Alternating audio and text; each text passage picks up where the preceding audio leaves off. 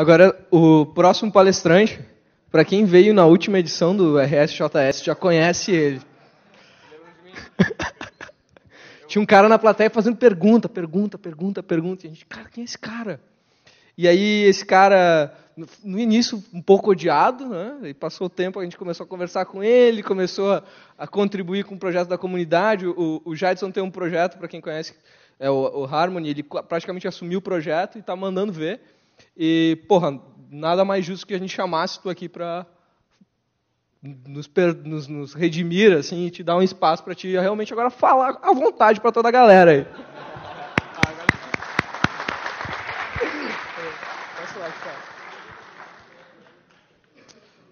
Primeiramente, agradecer por toda essa organização maravilhosa aqui que está me permitindo apresentar hoje. Então, galera, eu sou o Fabrício Maté, como o Jean, eu acredito que ele falou, não lembro. Utcom nas redes sociais. Eu trabalho na Nodo e contribuo para o JS Rocks, uma organização do GitHub, que é aquele que o Jean está falando. E nós temos vários projetos, né? Tanto o Harmonic, como o Jean falou, é um gerador de sites estáticos. E nós temos o JS Rocks também, o site, que é um site sobre as últimas novidades no mundo JavaScript. Ou seja, tudo que é de novo, ferramentas, boas práticas. Então, confere lá, jsrocks.org depois. E, bom, vamos à palestra de hoje, então. Workflow e ferramentas para tu trabalhar com a próxima versão do JavaScript hoje. Primeiro, um pouco de terminologia, os termos que eu vou usar para o pessoal não ficar boiando. O ECMAScript 5.1, conhecido também como ES5, né, é a versão oficial do da especificação do JavaScript. Ou seja, tudo que tu programa hoje em JavaScript no Chrome, Firefox, última versão do IE, cara, tudo suporta, está implementando a especificação do ECMAScript 5. O ponto 1, esse é só correções gramaticais, ambiguidades do texto. Não tem nada novo entre o 5 e o 5.1. É só correções de especificação mesmo. Por isso costuma-se falar ES5. E temos o ECMAScript de 2015, antigamente conhecido como ES6. Houve uma renomenclatura, né? No último draft já está ECMAScript 2015, mas o pessoal costuma muito falar ES6 ainda, porque é o termo mais popular, assim. Então, vocês sabem que agora as duas coisas é a mesma coisa, beleza? Que é a próxima versão do JavaScript que já é congelada, foi aprovada pelo ECMA International, que é o comitê que realmente faz essas especificações virarem oficiais, e já está pronto para ser publicado em junho de 2015. Mas o que eu quero dizer, galera, é que para nós, não faz diferença esperar até junho de 2015, principalmente porque, cara, não vai ser do dia para a noite que os browsers vão implementar tudo que está no ECMAScript 2015. Tem desde 2011 o pessoal já da comunidade, o Mozilla, implementando já features do ECMAScript 2015, na época chamado ECMAScript 6. Né? E então, é um processo lento, mas que aos poucos está evoluindo, e a partir de junho vai seguir a mesma coisa. Não vai mudar nada para nós como desenvolvedores. Eles vão seguir implementando e vai evoluindo. Mas para a gente usar hoje, tem ferramentas que vocês conseguem compilar várias features novas de sintaxe e de built-ins também, os construtores e outras coisas, padrões novas, métodos novos, que vocês conseguem utilizar hoje através de ferramentas como transpiladores, que compilam o teu código ECMAScript 2015 para rodar no S5, que é suportado em tudo que é browser atual. E engines como o Node.js também. Então, qual é que é a proposta do ECMAScript 2015, ou S6? Cara, ele remove muito o boilerplate. O que é o boilerplate? Aquele código que dá Ctrl+C, Ctrl+V. O código que tu escreve parece repetido, parece feio. Ele diminui muito isso, adicionando um syntactic sugar, que é isso aí, uma sintaxe alternativa para te escrever um código mais bonito, mais legível, mas que já faz algo que já existe. E também tem novas features, não é apenas syntactic sugar. Aqui tem uma pequena lista de coisas, eu vou passar uns exemplos agora. Para vocês verem, eu tentei dividir mais ou menos entre syntactic sugar e built-ins e novas features. Agora eu vou passar uns exemplos aqui. Cara, tem muita coisa. Arrow functions para tu conseguir definir funções de uma forma mais abreviada. Sintaxe de class, que ela faz basicamente o que você já tem hoje com construtores e prototypes, só que fica mais legível, mais bonito. Não muda, não é uma coisa completamente nova, assim, vou ter a herança clássica no JavaScript. Não, é a herança protótipo ainda, só com uma sintaxe mais bonita. Bom, vamos falar aqui uns exemplozinhos, então. Bom, mas antes disso, eu gostaria de dizer, já em várias palestras, vários lugares que eu palestrei, tem pessoal que diz, não fica mostrando código que isso é chato, ninguém está nem aí, ou não faz live coding porque só perde tempo. Mas, cara, a palestra de hoje é sobre código, é sobre workflow, então me desculpem as pessoas que não gostam de código, mas eu vou ter que mostrar. Beleza. Então, galera, em SD Object Literals, o que é o literal? É quando você define um objeto usando essa sintaxe de chaves. Né? Isso se chama sintaxe literal de objeto. Hoje você tem, se você está criando uma propriedade cujo valor é uma variável ou uma função, você tem que, com o mesmo nome da propriedade, tem que escrever 2 vezes. Com ECMAScript 6, 2015, força do hábito, você pode escrever apenas uma vez e ele já entende que é a mesma coisa que você escreveu isso aqui. Métodos também, você vê, tem método 2 pontos function. Hoje você pode capar o 2 pontos function e já fica uma coisa bem mais legível. Assim, não legível, mas fica mais claro, mais abreviado. Né? E outra coisa também, você tem uma propriedade lá com valor aleatório e tu quer criar, dentro de um objeto, criar uma propriedade com essa variável, no caso. Com uma propriedade desculpa. Bom, tem uma variável e eu quero criar uma propriedade dentro de um objeto cujo nome da propriedade é o valor de uma variável. Hoje você tem que primeiro declarar o objeto e depois usar a sintaxe de colchetes para tu acessar uma propriedade dinâmica e atribuir. Com ECMAScript 2015, tu já consegue fazer isso na própria declaração do objeto, a sintaxe de objeto literal, com os colchetes. O que está aqui dentro ele vai ser executado como qualquer JavaScript. Você pode fazer uma concatenação de string, pode chamar uma função, pode colocar qualquer expressão dentro desses colchetes e ele vai executar. Então, galera, eu sei que isso aqui parece que é muito pequeno, muito pouca diferença, mas quando tem uma base de código muito grande, cara, cada pedacinho desse vai juntando várias coisas e vai ver que no final fica bem mais legível, fica bem mais legal. Aqui eu estou declarando um objeto vazio. Né? Imagina que tem um objeto com 10 propriedades dentro e uma delas é dinâmica. Aí eu tenho que catar lá no final onde é que eu estou colocando a dinâmica. Assim tu consegue ver tudo que está dentro do objeto de uma forma bem mais clara, com essa sintaxe aqui. Então, vamos passando. Arrow functions são bem parecidas com lambdas do Java, acredito que o Python também tem. Tu tem uma forma mais resumida de declarar funções. Aqui, por exemplo, para fazer uma função simples, só para filtrar e receber os números ímpares. Aqui eu estou declarando uma função que recebe um parâmetro v. Essa é a arrow, do arrow functions. E o corpo da função é isso aqui. Ele vai executar e implicitamente vai retornar o valor dessa expressão. Ou seja, a mesma coisa que eu fiz aqui. Tem uma função que recebe um parâmetro v e retorna o valor da expressão que está dentro. E tem mais coisa, não é só isso. Eu posso também colocar um chaves, para definir o corpo dessa função e ter múltiplos statements, múltiplas expressões dentro. A partir desse ponto que eu coloco uma chaves, o retorno não é mais implícito. Eu posso definir uma função mesmo, qualquer coisa que eu queira colocar dentro dessa função como uma função qualquer. E outra mudança, se eu estiver se eu estiver usando uma arrow function, o this dentro da arrow function é o mesmo do this do escopo de fora. Dessa forma, tu não tem que fazer um var det igual a this, e isso aqui tu não precisa mais fazer isso usando a arrow function. Acaba resumindo o teu código bastante. Não precisa, também tem o bind, né? Mas o bind tem aquele problema que ele faz uma cópia da função, isso é meio ruim para performance. Default parameters eu acho que não preciso nem falar muito, né? Porque tudo que a linguagem tem menos JavaScript, né? Eu estava de cara até... Como é que o JavaScript não tem uma coisa tão básica, né? Mas beleza. Eu escrevi da forma que o S6, o ECMAScript 2015, interpreta. Ou seja, se você não passou um parâmetro, ou se você passar um defined explicitamente, ele vai pegar o valor que tu definiu aqui. Se você não passou um defined, e passei um valor. Vai dar isso aqui. Sim, geralmente vocês, quando estão num código, vocês fazem x igual a x ou um valor padrão. Aqui no ECMAScript 2015 é diferente. Ele só aplica o default quando o valor é um defined, não passado ou um defined explicitamente. Destruction. Eu vou mostrar um exemplo bem rápido. que dá para fazer bastante coisa com destructure, na real. Você consegue colocar um destructure dentro de outro, mas aqui no caso... Bom, isso aqui está parecendo um objeto, e vocês não estão errados.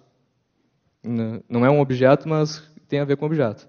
O que eu estou fazendo aqui? Quando eu passar um objeto para essa função, ele vai buscar a propriedade width dentro desse objeto e vai criar tipo um parâmetro, uma variável, que vai extrair de dentro daquela estrutura de dados, dentro daquele objeto vai pegar isso. Por isso que é destructuring. Isso aqui, cara, é muito útil, porque quando tu olha para a assinatura da função, quando tu vê o que ela recebe, tu já sabe, é um objeto que tem o width e height. Tu não tem que procurar dentro do código dela para saber o que está sendo usado. E ela também aceita tu usar os defaults. Da mesma forma que eu tinha feito com o default lá, eu posso dizer, se o cara não passou nada no primeiro parâmetro, eu assumo que é um objeto vazio. Ele faz aqui. Se esse objeto possuir width, ele pega o valor da width. Se não tiver width, se tiver um defined, vai pegar o valor padrão 500. Então isso aqui é muito prático e muito útil de usar. Tu vê que compara o código da esquerda com o da direita. Cara, é muito mais prático, muito mais legível. As Sync Functions não fazem parte da ECMAScript 2015, são uma proposta para a ECMAScript 2016, mas eu já estou utilizando elas no Harmonic, o Jadson também, né?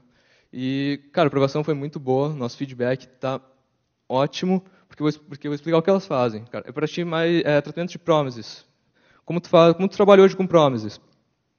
Cara, tu tem uma função lá que retorna uma promise, tu coloca um den, passa uma function, recebe o valor de resolução da promise anterior, daí tu retorna uma outra promise, o retorno dessa promise passa para o den da outra, tu fazendo um destruction aqui dentro, pegando o CSS do retorno dela, e aí tu vai encadeando com dens, faz uma pipeline de promises. Beleza. Mas o que acontece aqui, cara? Tu acaba perdendo um pouco o fluxo, fica uma coisa meio... Dá para ler ainda, mas não está muito legal. Dá para melhorar. Então aqui com a Sync Functions, o que tu tem? Cara, tu dá um await. Ele é tipo o yield do generator. O que ele faz? Ele tranca a execução da função, espera a promise terminar e me dá o retorno, o valor de resolução dessa promise, que eu estou jogando para uma constante ali. A partir dessa constante, eu crio outra promise e dou await nela para esperar ser resolvida e faço um destruction pegando só a propriedade CSS dentro do objeto que é retornado nessa promise, né, que é o valor de resolução dessa promise. E, por final, então, eu espero fazer um write. Tu vê que é muito mais legível, pelo menos ao meu ver. Né? Eu acredito que você... Cara, resume muito o código, é muito útil. E outra coisa é que essa sync function, ela implicitamente retorna uma promise. Eu não preciso colocar... Cara, estou criando uma função que retorna uma promise. Eu não preciso botar um return new promise. Ela vai retornar a promise, e se eu der um return no final, o return que eu der vai ser o valor de resolução da promise. Isso é muito bom. Agora você me pergunta, cara, estou mostrando tudo isso aí de bom, agora como é que eu faço para desfrutar dessa coisa? E o vermelho não está muito legal, né? Esse monitor não está com uma cor muito legal, mas beleza, era para ser um pumpkin, uma abóbora. Então entra o Babel. Nas palavras do Babel, ele usa o JavaScript da próxima geração hoje. Cara, o Babel é, pegando as palavras do Jadson, que fez um post recentemente no JS Rocks, a ferramenta consolidada para transpilação. Ou seja, tu consegue transformar código que usa features que ainda não estão implementadas nas engines, joga no Babel, ele faz a compilação e te retorna código que roda em qualquer engine. Browser, Node.js, IO.js, qualquer engine que suporta ECMAScript 5 vai estar rodando o código gerado do Babel. Foi o que eu falei agora. E, outra coisa interessante é que ele suporta nativamente a sintaxe do React. Ou seja, se tu não usa React, beleza. Se tu usa, tu não vai passar dor de cabeça tentando fazer ele suportar, porque já tem suporte nativo. Para quem já ouviu falar de 625, é o mesmo projeto. Só foi renomeado porque o nome 625 estava meio bizarro já. Né? Primeiramente porque esse 6 era da ECMAScript 6 e não existe mais 6, né? Agora é 2015. E outra coisa que dava a impressão de estar estreitando o escopo do projeto, dizendo que é uma coisa específica para o 6. Não, ele vai além. Tem a Sync Functions e outras propostas. Cara, agora se tu está trabalhando com o ECMAScript 2015 ou coisas features do Babel, vai precisar de um não vai precisar, mas seria muito útil ter um syntax-lite que realmente funcione, né? Porque se for usar o syntax-lite JavaScript padrão do Sublime, cara, mesma coisa que nada. Aí tu instala o pacotezinho chamado Babel lá pelo package control do Sublime. Se você estiver usando outra ferramenta, o WebStorm, ele já suporta uma boa parte das features da ECMAScript 2015. Mas, bom, isso aí vocês veem, cara, tem syntax-lite para tudo que é programa. Estou falando isso porque é uma coisa que ajuda bastante. Então, entrar na parte de ferramentas também. ESLint. Cara, é uma ferramenta de linting. O que é linting? É tu passar o pente fino no código. O que é isso? É tu conseguir encontrar problemas no código sem executar ele. Ou seja, escrevi um JavaScript. Quero ver se tem algum problema. Passo no ESLint. Ele, sem executar o código, através de análise estática, que é isso que se chama, tu consegue ver, essa variável não foi definida. Estou fazendo uma atribuição a uma coisa que não existe. Ou estou definindo alguma coisa, estou dando um import que não está sendo usado. Então, são coisas, estou dando um type off comparando com um tipo que não existe. Isso são coisas que ele consegue capturar sem executar o código. Ele simplesmente lê o código e te dá um relatório de erros, possíveis erros.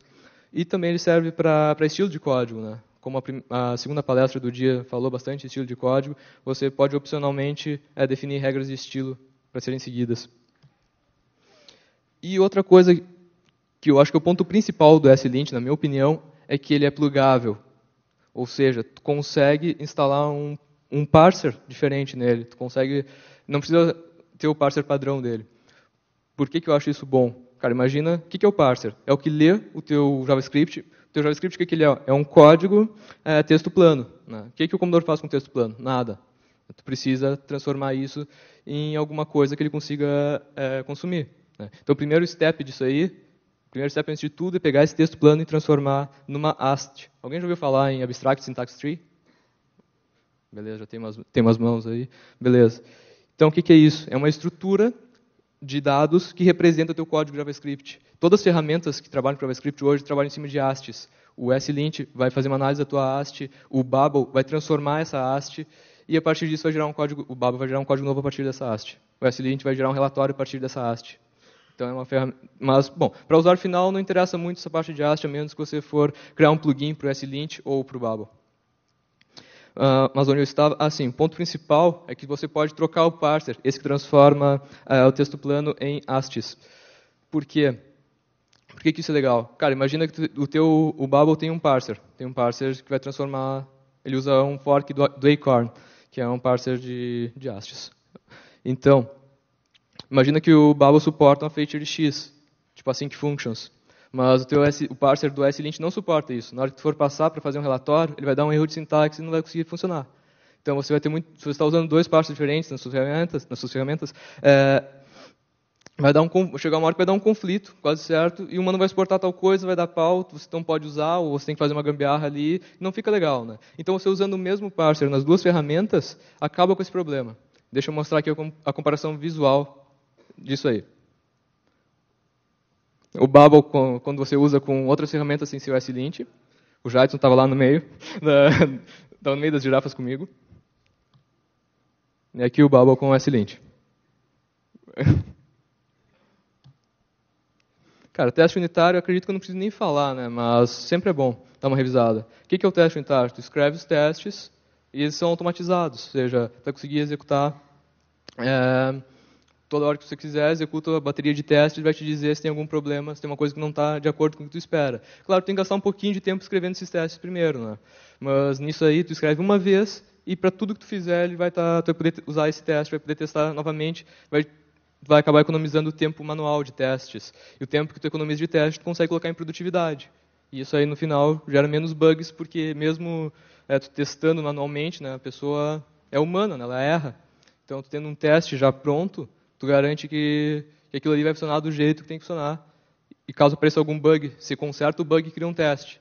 Quer dizer que para ver se realmente foi consertado e, caso apareça novamente esse bug, o teste vai reportar na hora. Tu não tem que dar um deploy e ver que tem algum problema lá depois. Cara, e outra coisa, tem muito evangelismo, alguns anos atrás, pelo menos tinha, entre BDD, TDD, né, Behavior Driven Development, e Test Driven Development. Cara, para mim não interessa.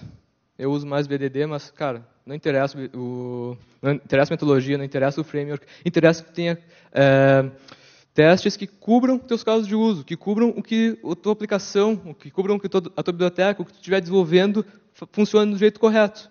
Isso que interessa. O resto, como tu faz, cara, não importa. O importante é ter teste. Deixa eu ver como é que estou de tempo. Tá. Tenho mais, acho que 20 minutos. Beleza. Falar um pouco de modularidade, porque esse é um problema que eu tive quando trabalhando com ECMAScript 2015. Qual é que é o problema que eu estou me referindo, galera? Seguinte, antes de entrar no Harmonic e outros, eu já tinha tentado fazer workflows para trabalhar com ECMAScript 2015, só que eu sempre dou de cara com um problema de modularidade. O que eu quero dizer com isso? Modularidade, o que é modularidade, primeiramente? Cara, tu não poluir escopo global, tu não depender de escopo global para nada. Porque no momento que tu está poluindo o escopo global, cara, é a zoa. Outro plugin, outra biblioteca pode mexer, dependendo de onde está rodando esse JavaScript, teu escopo global pode ser diferente. Então, é uma coisa que é bem arriscada e não é legal de mexer. Os problemas, qual é que é, então? Polyfills, galera. Pensa em polyfills tipo promise, tipo map, set. São coisas do ECMAScript 6, além de métodos que estão nos prototypes globais, como object.assign, string.prototype.startsWith, endsWith, repeat. Tem várias coisas novas que vão nos prototypes globais. E isso tudo acaba gerando problemas, como, por exemplo, se tu tem... dependendo de onde está rodando esse código. Tu vai rodar esse código onde? Vai ser sempre no Node.js, ele vai rodar em versões diferentes do Node.js, vai rodar no IO.js, ele vai rodar no browser, em quais browsers vai rodar? Né? Tem que pensar tudo isso, galera, e são ambientes diferentes. E imagina então, o iOS 8, se eu não me engano, lançou um Safari que tinha uma implementação incompleta dos generators e iterators. No caso, ele lançou um iterator que não tem .next. Isso aí quebrou todo o código do Tracor, que usava esse polyfill global, que só aplicava o polyfill global quando não tinha a interface do iterator. Como tinha uma interface incompleta, acabou quebrando todo o código gerado de Tracor que dependia disso. Outra coisa também, galera, tu está desenvolvendo uma biblioteca. Tu não sabe, uma biblioteca Node.js. Um pacote que tu pode dar um require em outras aplicações. Cara, o teu scope é o mundo. Então, tu não sabe em qual aplicação tu está rodando. Nesse ponto, cara, imagina que tu está dependendo de um polyfill global e tem uma outra biblioteca lá que também inclui outro polyfill global da mesma coisa. Inclui outro polyfill de promise. O que pode dar nisso? Bastante erro, né? Pode dar bastante coisa errada. Pode ter versões diferentes, dependendo do ambiente, um polyfill pode fazer a detecção se está completo ou não, mas tu não sabe se a versão do polyfill também está completa ou não. Então, cara, tem muita coisa e tu acaba assim, né? Tu não sabe quando é que vai dar o próximo bug. Tu não dorme de noite, porque teu código pode explodir qualquer hora, tu tem que estar lá para consertar. Então, o legal é tu não depender de escopo global para nada. Então entra a opção Runtime do Babel. É um transformador opcional que tu habilita quando está fazendo a compilação, e ele transforma isso nisso. O que eu tenho aqui? Eu tenho um método estático do Object, que é tipo o extend do jQuery. Ele copia todas as propriedades do source para o dest. Então, mas isso aí é uma global, né, porque está direto no Object, que é um construtor global. O que o Babel faz com essa opção Runtime habilitada? Ele vai fazer um require de um pacote que está instalado dentro do teu projeto. Tu dá lá um npm install Babel Runtime. Quando tu compilar o código, ele automaticamente vai mapear esses métodos para polyfills que estão dentro do teu projeto. Ou seja, tu não está escrevendo no escopo global, tu não está lendo o escopo global, tu está usando polyfills que vão funcionar sempre do mesmo jeito. Não vai ter bugs, tu vai conseguir. Aí sim tu pode ir para a festa duro lá. Festa duro. Para quem não sabe, procura no Google umas imagens. Festa dura mesmo. Tá bom. Se prepare. Tá. Beleza, vamos falar então agora do ECMAScript 20XX. Nome temporariamente definitivo. Até eu encontrar um melhor é definitivo. É temporário até lá. Então, carinhosamente chamado de S20XX também. O que é esse nome feio? É o Babel com S-Lint, o Mocha, que é um framework de teste unitário. Como eu disse, eu não me importo muito. Eu gosto do Mocha porque ele é muito simples de usar, é bem legal. E mais a modularidade, ele já vem pré-configurado com opção runtime e outras coisas para aumentar a modularidade. E mais as builds incrementais que eu vou falar agora. A build incremental o que é? Cara, tu vai ter um at lá nos teus arquivos source. Quando der algum change, ele vai fazer o lint, te dar um relatório, se o teu arquivo está legal ou não, fazer a build dele, compila. Se deu tudo certo, ele roda os testes unitários. Esse é o meu build incremental, que eu fiz para o meu workflow, que está sendo aplicado no Harmonic também.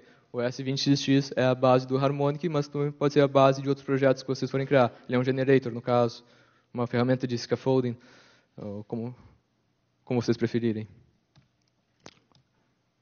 Isso aqui foi o que eu falei. Tá, e depois que termina o ciclo, ele continua dando o at, tu fez lá, ele vai rodar novamente todo o ciclo. Aqui está um módulo de como usa. Instala o slush e o slush S20XX. Meu Deus, tem que mudar esse nome de uma vez, não consigo nem falar. Então, o slush, o que ele é? É uma ferramenta tipo o Yeoman, mas ele é para gerar projetos. Eu gosto dele porque ele é mais baixo nível e eu gosto de ter controle baixo nível das coisas. O Jadson conhece bem, né? Sabe que eu não gosto de abstração barata. Não que o Yeoman seja, que eu não me dou muito bem com ele. É uma ferramenta boa, mas para mim não basta. Então, depois de instalado, tu vai rodar o comando slush s20x. Ele vai te fazer um questionáriozinho, tu responde ali as opções que tu quer, ele gera um esqueleto para te trabalhar. E o npm run dev é o que começa a build incremental. Ele faz uma build de tudo, e logo em seguida começa a watch. Quando tu fizer qualquer modificação, ele vai fazer a compilação apenas do que é necessário. Tu modificou um arquivo, ele vai compilar um arquivo. Então isso é muito bom quando tem um projeto grande. O projeto tem, sei lá, 1000 arquivos JS dentro do teu projeto. Cara, tu não vai compilar tudo toda vez que tu der que tu salvar um arquivo, né? Vai compilar apenas o que tu precisa. Deixa eu ver se eu tenho tempo. Vamos ver se tem tempo para fazer demo. Tenho quantos minutos? Perdi os cálculos. Estou estourando já o tempo das perguntas, já quase. Mas dá para fazer uma demo bem rápida, então.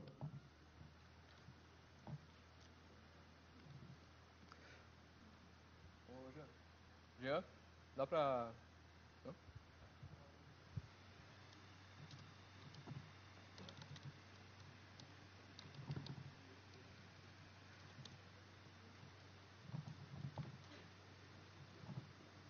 Pois não, senhor.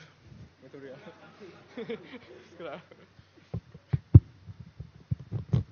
Bom, essa altura, senhor. Tá ótimo. Muito obrigado, Jean. Opa, não. Pô, Jean, assim não dá, cara. Aí. Fechou? Fechou. Isso aí, valeu. Beleza, galera. Eu já rodei o Slush S20x porque demora um pouquinho para baixar as dependências. Então, vamos ver o que eu tenho aqui. Cara, não consegue abrir no projeto. Ele não consegue.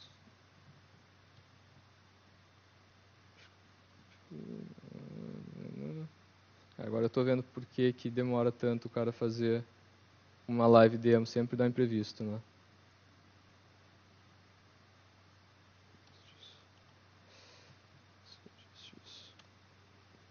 Beleza. Quando vocês rodar o Slush S20x, vai ter uma estrutura exatamente como essa. Eu tenho um diretório source, que é onde vai estar todos os arquivos do meu projeto. O index aqui é o ponto de entrada dele. Eu posso usar a sintaxe do ECMAScript 2015 já direto. Estou dando import aqui, que é a sintaxe de módulos do ECMAScript 5. E o Babel vai compilar para isso aqui. Na pasta dist, ele vai refletir toda a estrutura.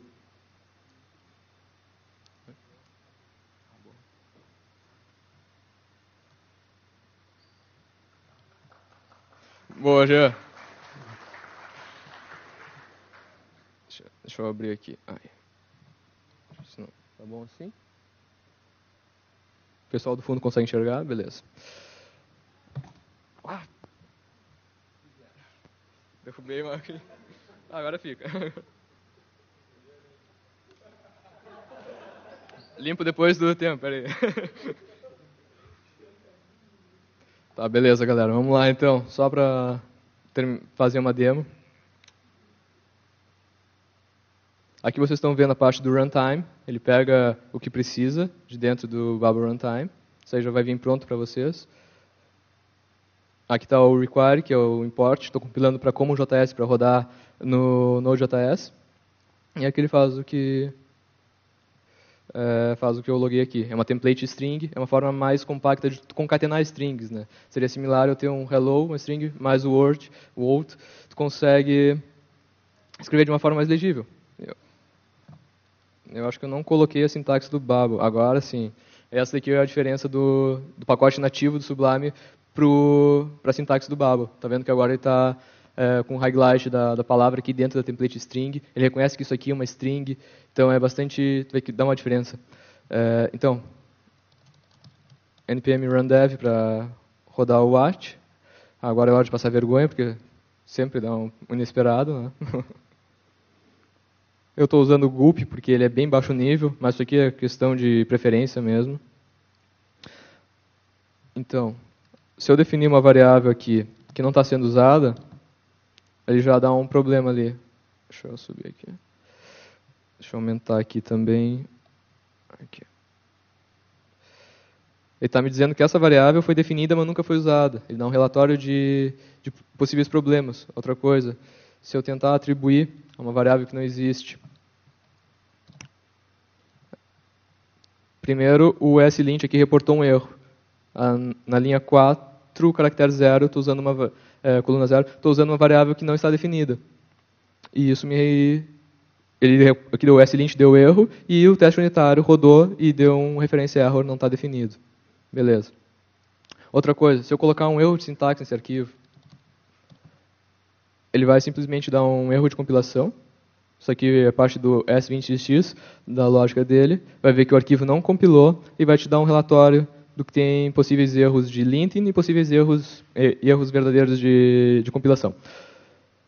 Então, se eu for para outro arquivo dentro do source e editar esse arquivo, mesmo assim ele não vai compilar, ele não vai executar os testes. Ele compila esse arquivo, mas ele não executa o teste unitário. Por quê? Tem arquivo no meu projeto que não está legal. Eu tenho que corrigir o problema lá do outro arquivo. Porque não faz sentido eu rodar um teste unitário sabendo que meu projeto não está compilando, né? No momento que eu consertei o problema, rodou os testes unitários ali e deu tudo ok. Agora, galera, só para terminar, mostrar o que acontece quando vocês colocam esse workflow num projeto que já existe, que eu acho que é o mais interessante. Vou entrar no Harmonic. Beleza. Agora vou ter que mudar para cá. Beleza. Tu vê que já é um projeto que já tem um tempo de vida bem longo. Cerca de alguns anos, eu acredito. O Jadson começou ele projeta bem antes de eu entrar, né? Mas, bom, só outra coisa também, por que de usar o ECMAScript 20XX? Galera, outros já falaram da flag --harmony, do Node e do I.O., que realmente o Harmonic no início, ele estava usando essa flag. Só qual é que é o problema dessa flag? Galera, primeiro é que muita coisa incompleta. Tipo, para que precisa de uma flag? Por que não é padrão? Tem a flag porque realmente não está pronto para produção. Está usando a flag para habilitar recursos experimentais que ainda não estão completamente 100%. E outra coisa é que não estão todos os recursos. Tem muita coisa que falta na flag --harmony do Node.js. Então, com o Babel, tu consegue, tipo, vamos dizer que o --harmony habilita 25%. O Babel te dá 75%. Então, é uma coisa que faz uma baita diferença. E o Babel, ele respeita a especificação. Quase tudo que ele implementa é 100% seguindo a especificação. Já o --harmony, não. Tu tem lá coisas como let, const, que não estão bem de acordo com a especificação. Já o IO.js, ele tem um suporte mais elevado, né? Ele retirou a flag, na verdade ainda tem a flag --harmony, mas que é um alias para uma outra flag, que é o --, se não me engano, s, underline staging, que é coisas que estão sendo implementadas, que não estão prontas para ser usadas. Mas que já estão... desculpa. O staging é uma flag que já está praticamente pronto, eles implementaram e não conhecem nenhum bug, mas está faltando alguns testes, umas coisas. E tem outras flags que conseguem habilitar recursos que não estão prontos. Isso é outra coisa. Perfeito. Com o Babel, cara, tu não precisa de flag, tu não precisa te preocupar com se o negócio tá de acordo com a especificação ou não, porque tudo que o Babel implementa está de acordo com a última versão da especificação. O cara lá é muito competente. Eu coloco minha mão no fogo por ele. Às 4 da manhã eu reporto um bug, 4 e 5 está consertado. O cara é foda. Então, é só assim, mostrar o que acontece quando tu coloca o OS 26x então, num projeto que já existe.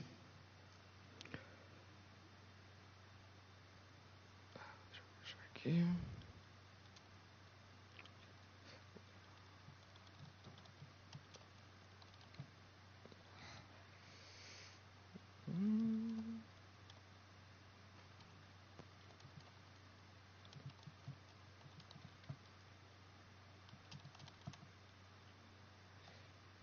Então, o Harmonic já existia antes do S26x. A gente usava flag e Harmony, mas se nos limitava muito porque não tinha um suporte de muitas features que nós gostaríamos de usar.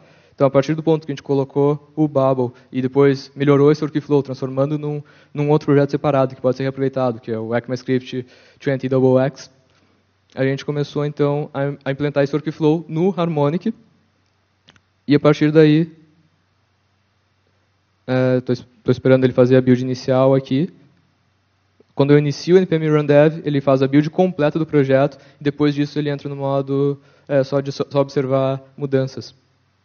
No caso, é um projeto bem grande, né? Vocês conseguem ver que demora um pouquinho. Aí, ele fez toda a build de todo o projeto. E aqui está os reportes de bugs, tipo, possíveis falhas, seja de realmente erros ou de coisas que eu configurei a mais no SLint. Aqui, por exemplo, no SLint eu configurei que eu não quero usar var, eu quero só let e const. Então, ele me reporta agora todos os problemas onde tem var que não foram consertados ainda. Né? Como o Harmonic já existia antes dessas configurações serem colocadas, né? É um trabalho em progresso, está sendo feito. Então, só para demonstrar, cara, eu não quero mais que apareça esse erro.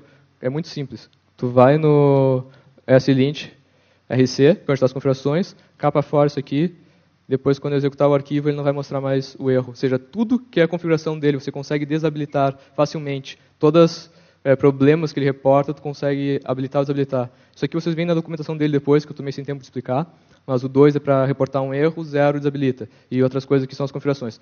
Mas, bom, basicamente isso. Muito obrigado, galera.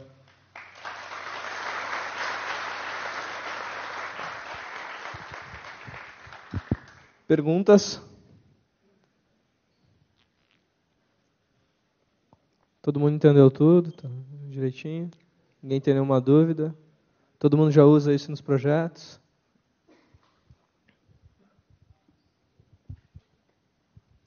Oi, tudo bem? Tudo bem. Existem alguns outros projetos assim bem grandes até agora. O próprio Angular vai ser escrito em TypeScript, CoffeeScript, Dart e outras coisas desse tipo. Sim. Qual seria a vantagem de utilizar o Babel ao invés de uma outra coisa que também tem transpilação e que me provê outras características? Assim? Cara, é muita questão mesmo de preferência. Por que eu gosto do Babel? Cara, duas coisas. Primeiro, que ele adere muito à especificação do ECMAScript, ou seja, ele tem um padrão, o padrão ECMAScript 2015, que basicamente já se tornou um padrão oficial, já está aprovado para ser padrão oficial a partir de junho agora, de 2015. Ele vai ser o padrão da linguagem JavaScript. Então, cara, está usando coisas realmente da linguagem. Também, não só isso, mas ele também é extensível. Tu consegue colocar plugins para aplicar transformações. Mas, cara, no final das contas, é bem questão de preferência mesmo. Tu gosta de escrever em Dart, cara, vai fundo. É uma coisa bem legal. Tipo, eu gosto de JavaScript, eu gosto da parte nativa, do ECMAScript, das próximas features que estão chegando. Eu gosto também das propostas que eles têm. O Babel implementa experimentalmente coisas como Async Await, ele implementa outras coisas que ajudam na modularidade que estou experimentando agora também. Então é uma coisa que eu acho bem válido. E outra coisa é que a saída dele também na JavaScript tu consegue... acredita todas as outras ferramentas também, o Dart, ele compila para JavaScript, mas o Babel em si não tem muita dependência, sabe? Ele te dá um JavaScript puro que tu consegue rodar em qualquer lugar. Então é uma coisa bem... Mas no final é questão mesmo de preferência. Tu tem N ferramentas, tem CoffeeScript, que é bem legal. Bastantes coisas do CoffeeScript estão sendo incluídas no ECMAScript agora, como a Arrow Function é uma delas. Então, cara, tem muitas opções e tudo é muito válido. Agora, qual ferramenta tu vai usar depende muito de ti. Uma coisa que o Babel tem muito legal, cara, é que ele tem a parte de plugins também, ou seja, tu pode criar, digamos, uma própria linguagem tua só com plugins do Babel. É uma coisa bem legal. Então, o Babel quer se tornar a ferramenta consolidada bom, já se tornou, né? Mas agora com essa parte de plugins que eles estão desenvolvendo vai ser mais ainda. Ele vai servir como um framework de transformações de código. Ou seja, tu vai poder colocar qualquer plugin, criar plugins e transformar teu código usando sintaxe não JavaScript, uma sintaxe mais evoluída, para a sintaxe do ECMAScript 5. Isso é bem legal. Opa, só mais uma pergunta. O Babel consegue te dizer qual é a versão do ECMAScript que está sendo usado no teu projeto? Cara, tu pode definir a saída. 2015, se é o 7... Tu quer dizer, tipo, para dizer qual saída que ele vai dar, em qual linguagem, ou... Não sei se eu entendi a pergunta. Oi? Alô? Aqui. Aqui. Se, por exemplo, se estiver só usando recursos do ECMAScript 2015, ou Sim. não, eu estou usando Async, que é do 7. Eu estou usando Observers, que é do 7. Não, Ele te dá essa informação? Tá dizendo que tu quer saber a versão... Cara, que tipo, essa questão de versão é uma coisa meio... Não é muito boa, sabe por quê?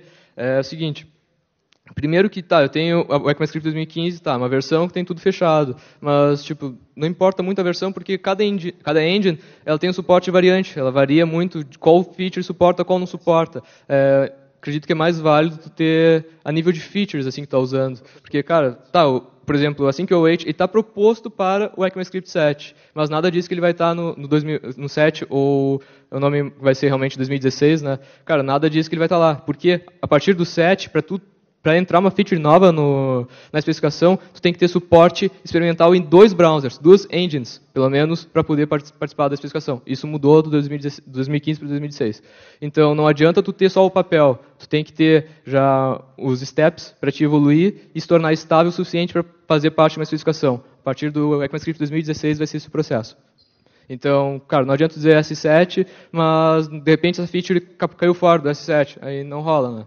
Então, e mesmo, tá no S7, mas digamos, cara, cada engine vai suportar de um jeito diferente, vai ter um suporte diferente, pode ter um suporte experimental, pode não estar implementado, então, cara, a versão é um bagulho muito fixo que não te dá muito lucro, não te dá retorno, assim, tipo, não sei se essa era a pergunta, ou, tipo, tu chegou a captar a minha ideia? A gente sabe que o pessoal gosta de perguntar, né? Sim. Mas a gente não tem mais tempo. Beleza. Valeu. Muito obrigado, pessoal.